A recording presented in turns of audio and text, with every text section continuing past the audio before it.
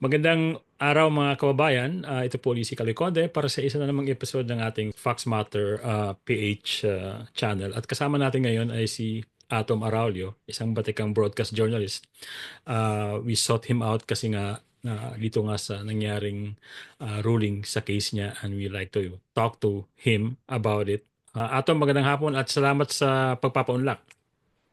Magandang hapon, Kaloy. Maraming salamat sa paanyaya. Ako ay nagagalak dahil unang-una magpapasko na, pangalawa, very very happy with the decision ng courts.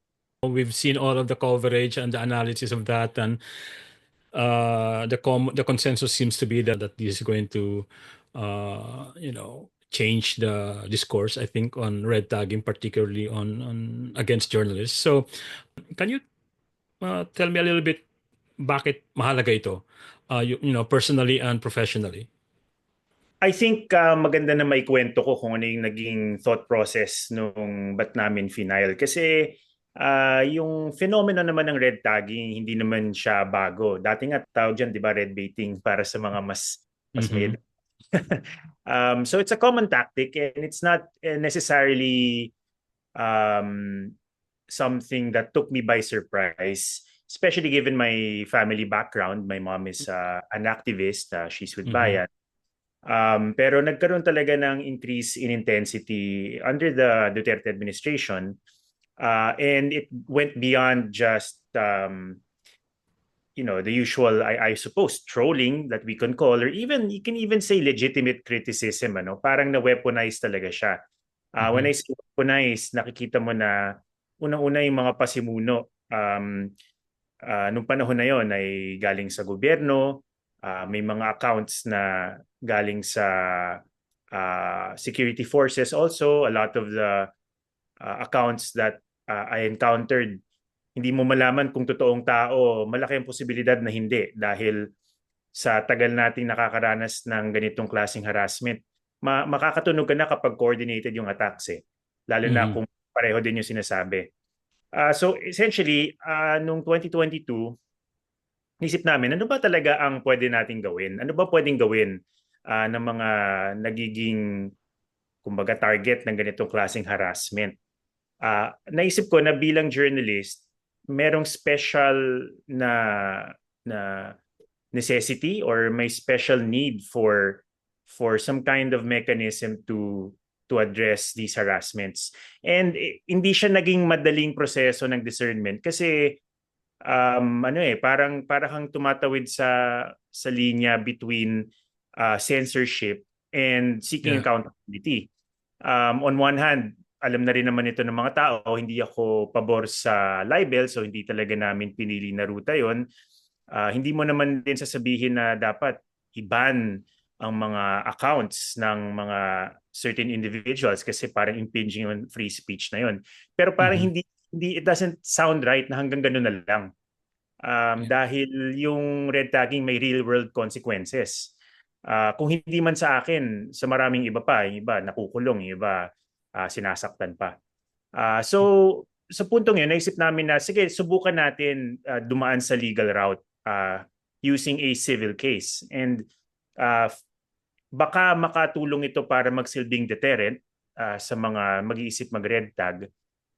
Pangalawa, nasa back of my mind, actually, hindi naman sa akin galing yung galing sa mga abogado, na posibleng maging president siya. Dahil hindi pa natetest kung pwedeng gamitin yung ganong klaseng kaso laban sa mga gumagawa nito. Actually, this respondents, yung dalawang respondents sa case mo, are the same ones na pinagbuntunan din ako niyan sa programa nila So I should have filed a case a long time ago against them. Oo. But May hesitation medyo, eh, hindi ba? For yeah. journalists, may hesitation talaga. Kasi inisip mo, ano ba ang pwede kong gawin? Kasi trabaho rin natin na mamuna. At alam Yeah. natin, minsan, kinakasuhan din ng libel yung mga Yeah. legitimate journalists. So parang, how do you make a distinction between what is fair and what is unacceptable? Ano Yeah. yung papasok na sa harassment? Mm-mm. Was there a particular, story or report that you did that made you the target, or was this something that they did to sort of like a roundabout way of going after your family, your mom specifically?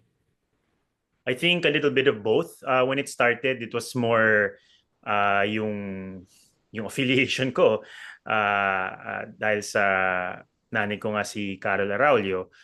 Um, so nabanggit ko, nagsimula pa yan, matagal na eh. Even pre Rodrigo Duterte, panahon pa Mm-hmm. ni President Aquino. Actually, more or less kasabay ng social media. Nung simula yung social media, everybody was very excited about it. Iba nga, medyo naging social media evangelists na this will change the world. This will democratize information. And it did to a certain extent. Pero parang very quickly, na-figure out din ng mga bad actors, let's just call them bad actors, na pwede mo ring gamitin yung social media to pagka parang as a sort of social engineering, Yeah. na kung gagamitin mo yung walang pakundangan yung disinformation. Yeah. Sa kaso ko, nung simula, medyo ganun, dahil rin ako medyo outspoken din ako lalo na sa social media, na isang discernment din yan, lalo na nung medyo younger years ko, na okay, meron akong ganitong klaseng platform, lumalaki, people seem to listen to me, to watch my reports, parang hanggang ganun na lang ba yun? At sa background ko rin, na naging aktivista rin ako dati sa UP, para mas Mm-hmm. kumita ako doon sa idea na hindi importanteng platform to, at kung ang pakay din naman ay maipakita ang katotohanan, kailangan magamit siya sa isang paraan na consistent pa rin doon sa trabaho ko bilang isang reporter nung panahon na yon. Yeah. So hindi naman ako parang nagsasnipe lang or nangaasar lang na wala sa lugar, no. Ginagamit ko yung first-hand information na nakukuha ko from my reportage, or providing context to certain stories. So yun, doon nagsimula na meron ng mga parang several incidents of red tagging, hindi ko lang pinapansin. Recently, may mga stories na talagang very sensitive yung kung sino man yung grupo na nag-handle ng ganitong klaseng harassment. Ang isa doon yung ginawa kong story about yung mga lumad na nagbumakwit dito sa Metro Manila, na dito Yeah. nakakal. So, ano yun? Actually, hindi ko inaasahan yun eh. In hindsight, I should have expected it. Pero nung lumabas yung docu na yun, grabe yung naging pushback mula sa iba-ibang mga grupo.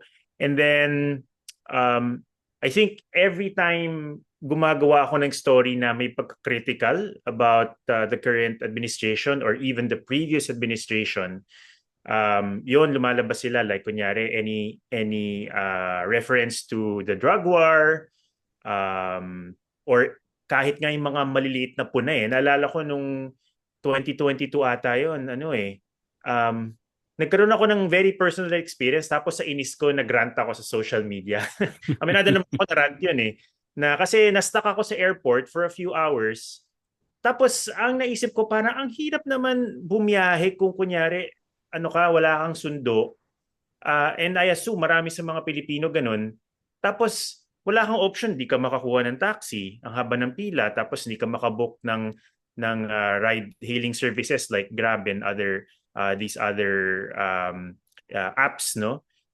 So nung pinost ko yun, naalala ko grabe rin yung attacks kasi close pa sila noon wala pang. Yeah. So para medyo na-hurt yung mga defenders ng current administration and even the previous administration, kasi feeling nila parang kinikriticize ko sila. So ganun yung nangyayari. Nabanggit mo na to kanina, pero sabi mo nga, you don't believe in libel. But why a civil case? Ako naman specifically, it's the idea that libel is criminalized in the Philippines. Hindi naman natin sinasabi na hindi dapat managot kahit ng mga mamamahayag na lumalagpas, kunyari, nag-iimbento ng storya o naninirang puri. Meron din kasing mga ganun Alam naman natin yan. Madalas for pay, kumbaga, mga character assassination. But having said that, ang predominant na situation ay kapag may mga storya na hindi nagugustuhan ang mga makapangyarihang tao, ah, kahit politiko man yan o mga malalaking business person, um, isa sa mga pwede nilang gawin at ginawa na nila sa maraming pagkakataon ay magsampa ng mga kaso Mhm. laban doon sa mga mamamahayag. Kasama na ang libel, or to be specific, yung libel talaga yung pinakamadali na isampa. At ang problema, dahil sa criminalized siya, andun yung posibilidad na makulong yung matatagpo ang guilty ng libel. Para sa akin, ano yun, masyadong mabigat yung parusa na yun. Ah, at hindi ako naniniwala dahil minsan, sabi ko nga, kahit naman walang basihan yung libel, basta merong resources, merong pera yung kalaban mo, mag-file ng iba-ibang motion Kaso. yan, maubusan ka talaga ng oras, maubusan ka ng pera kasi it's not cheap to hire a lawyer and to go to the court, no? Lalo na regularly may mga hearing pa yan. So, yun ang position ko, and my position on that is admittedly a little sophomoric. Hindi ko talaga hindi hindi academic yung aking naging pag-aaral doon sa bagay na yan, kundi nakakausap ko lang yung mga mamamahayag na nakaranas na ng Yeah. ganyang klaseng harassment. Yeah, and also the fact that aside from yung pagiging ang hirap nga ng ma-file ka ng libel because of all the, of all the things that you have to do to confront that case. Hindi lang naman yun yung weapon na ginagamit ng mga politiko or ng mga sources or ng mga galit sa'yo against you. Andyan pa rin yung, actual threat. Minsan nga, I mean, madalas, physical violence. So it's just one of those weapons na ginagamit sa iyo against sa iyo, ano. But nakalimutan ko tanungin sa iyo kanina, Atom, nung red tag ka, how did that affect you, personally and professionally? Nung simula, totoo lang, pinagtatawanan ko lang siya eh. Nung nakakuha nga ako, ang una kong sinishare ko agad, actually sa nanay ko, parang tinan mo to. Na-tag na naman ako, and we have a good chuckle over it. Pero nakita ko rin nung kung paano siya nag-intensify. Tapos kung paano rin may real world consequences yung red tagging sa ibang mga individual, both journalists and activists. And it was at that point na sabi ko, number one, I'm not saying na my life was kumbaga under threat. But Mhm. Given the climate nung panahon na yon, kahit ngayon naman, na meron talagang impunity at nakararanas tayo, na nararamdaman ko na talagang masidhi yung damdamin ng mga supporters ng administration na maaaring hindi nagugustuhan kung ano yung mga rene-report natin. It's so easy for anyone to actually just approach you and do their worst, ano, baka masaktan ka. Kaya hindi talaga ako, medyo naging maingat ako sa mga ginagawa ko noon, sa mga pinupuntahan ko. At the same time, syempre, yung na-erode, tingin ko, or at least the objective is to erode your credibility. Yeah. So, sa isang banda, naging real consideration sa akin na ano ba yung mga storya na kailangan kong gawin. At ang una ko agad iniisip, baka maakusahan ako na biased ako dahil, for whatever reason, no? Dahil nga tingin ng mga tao faithful ako doon sa line ng CPP, NPA, NDF o kung ano pa man, ano. Mhm. Uh, and I mean, for somebody who works in the media, yung credibility mo, it's everything eh. Yeah. Kahit na hindi, kumbaga dalawang bagay pa yon, yung credibility mo sa publiko at yung credibility mo doon sa mga katrabaho mo within the Yeah. organization. So maaring hindi apektado yung credibility mo sa organization, pero sa public, when they start questioning your reports, that's a problem. Vice Or versa, kung yung mga boss mo, halimbawa, o yung mga yeah. katrabaho mo, I'm not saying this happened, but um, baka ma-limit din yung pwede mong gawin kasi they're concerned about the blowback from the Yeah. public. So ang daming mga pwede mangyari.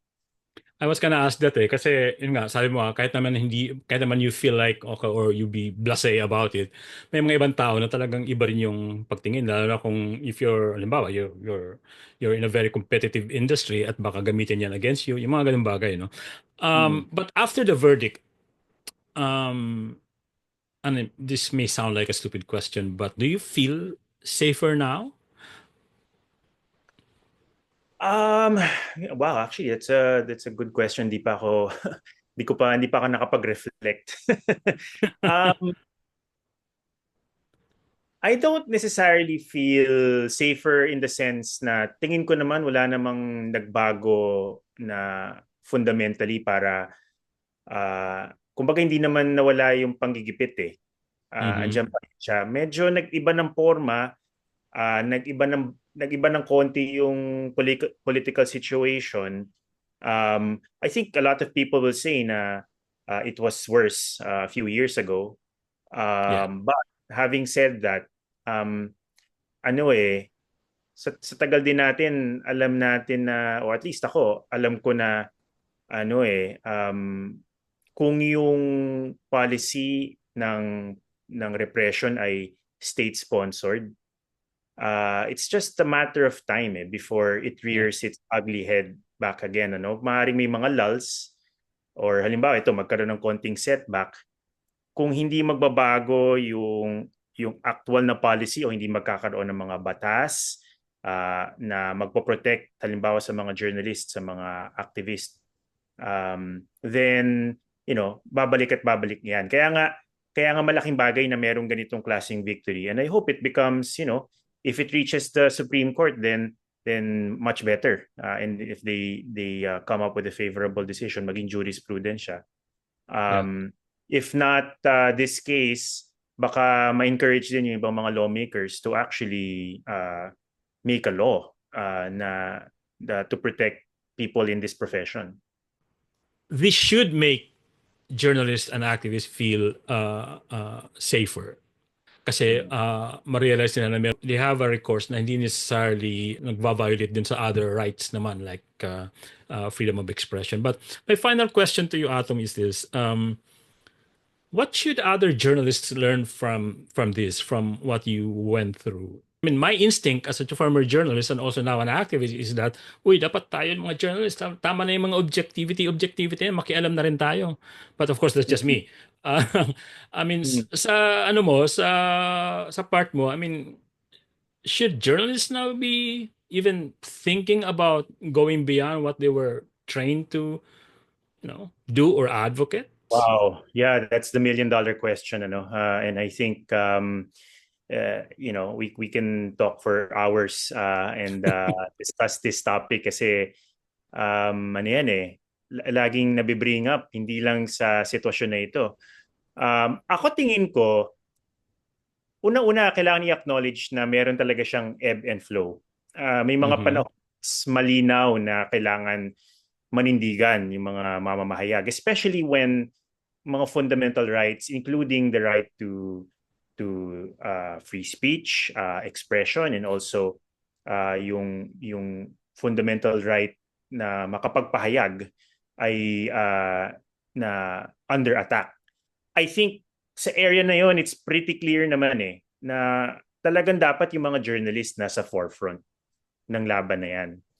Ngayon, sa nakaraang mga taon, naranasan din natin yung disinformation. Sa era ng disinformation, iniisip ko, paanong lalabanan ng disinformation kung ang mismong mga individual na ang trabaho ay magulat ng katotohanan ay hindi makikialam, di ba? Mm-hmm. So very clearly, disinformation is an arena where journalists should take a more active role. And I think klaro naman yan, nakikita naman natin kahit na minsan parang lip service lang pero maraming mga organizations ang nagsasabi na against sila sa disinformation. I mean, wala namang magsasabi na pro-disinformation sila, di Yeah. ba? Pero, may mga issues din na malaki tulad ng halimbawa ng climate change. yeah. Wala naman sigurong journalist na magsasabi, at least sa Pilipinas, wala naman magsasabi na pro-climate change sila, di ba? So may mga marquee issues na relatively non-controversial where it's easy for journalists to take a clearer stand.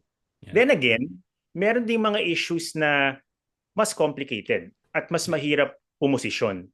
What that tells me is that we should first recognize na walang black and white answer dito. It's really a spectrum. And it also depends on how comfortable you are as a journalist. Kung gaano ka rin, gaano ka ka-affected, kung gaano ka kamulat, baka yung mga kaibigan mo apektado ng issue na ito, baka ikaw mismo apektado ng issue na ito, mas magiging komportable ka to make a position.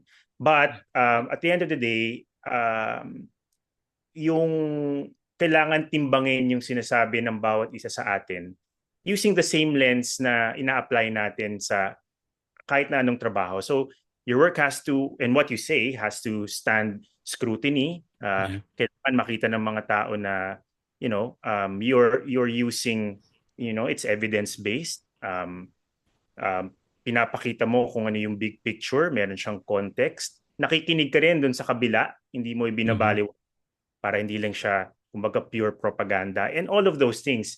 And in the current context ng social media, ang importanteng lesson nga dito, yung ganong klaseng discernment, hindi na lang siya reserved for journalists eh. Yeah. Kasi everybody has a platform eh.